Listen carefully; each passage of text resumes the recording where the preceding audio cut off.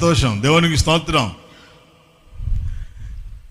పాము వస్తే మనం పారిపోతాం, అలాంటిది సింహము ముందుంటే అసలు మనం ఎలాగా దాని ముందుండగలం? కానీ బైబిల్ సెలవిస్తుంది, నీతిమంతుడు సింహము వలె ధైర్యముగా ఉంటాడు.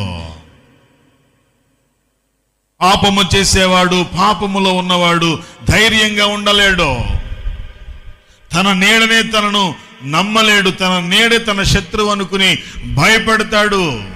అందుకనే బైబిల్ సెలవిస్తుంది, విశ్వాసముంచున్నవాడు కలవరపడడు.